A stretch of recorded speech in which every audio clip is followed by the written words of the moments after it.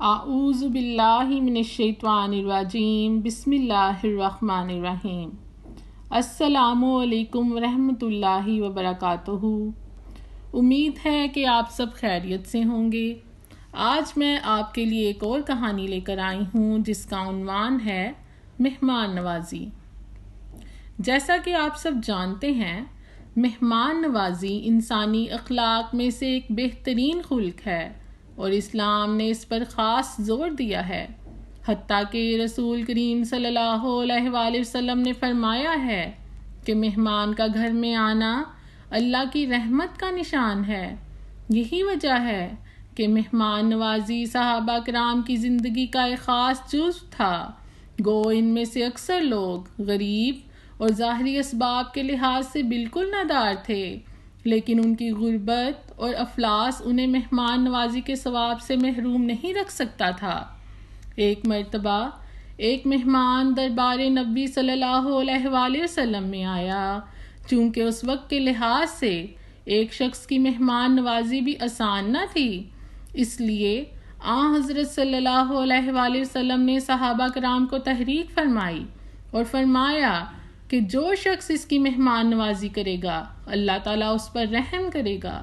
اللہ تعالیٰ کی طرف سے رحم کی امید پر اپنے گھر میں موجود سامان خورد و نوش کا جائزہ لیے بغیر حضرت ابو طلحہ رضی اللہ تعالیٰ عنہ نے عرض کیا کہ یا رسول اللہ صلی اللہ علیہ وآلہ وسلم، میں اس مہمان کو اپنے ساتھ گھر لے جاتا ہوں۔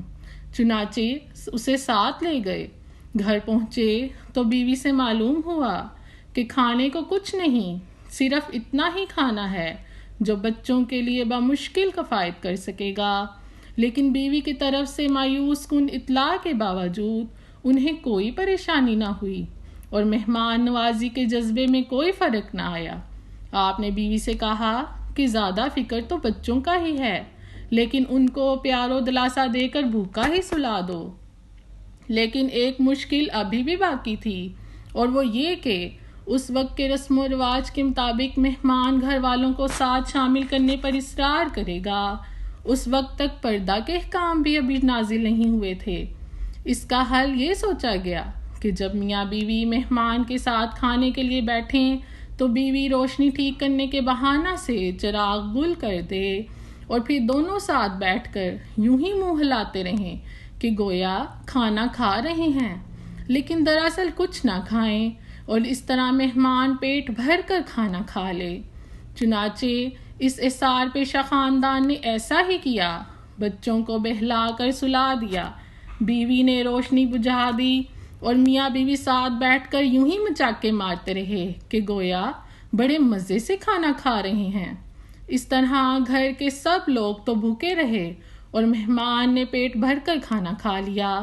اللہ تعالیٰ کو ان کی یہ ادا ایسی پسند آئی کہ رسول کریم صلی اللہ علیہ وآلہ وسلم کو وحی کے ذریعے اس کی خبر دی۔ چنانچہ صبح ہوئی تو آپ صلی اللہ علیہ وآلہ وسلم نے حضرت ابو طلحہ رضی اللہ تعالیٰ عنہ کو بلایا اور ہنستے ہوئے فرمایا کہ رات تم نے مہمان کے ساتھ کیا کیا؟ انہوں نے عرض کیا یا رسول اللہ، کیا کیا؟ آپ صلی اللہ علیہ وآلہ وسلم نے فرمایا جو کچھ تم نے کیا اللہ تعالیٰ عرش پر ہنسا اور اس لیے میں بھی ہنسا ہوں۔ امید ہے کہ آپ کو یہ کہانی بہت پسند آئی ہوگی۔ اگر آپ مزید دینی و اخلاقی کہانیاں سننا چاہتے ہیں تو ہمارے چینل تعلیم و تربیت کو سبسکرائب کریں، لائک کریں اور شیئر کریں۔ جزاک اللہ۔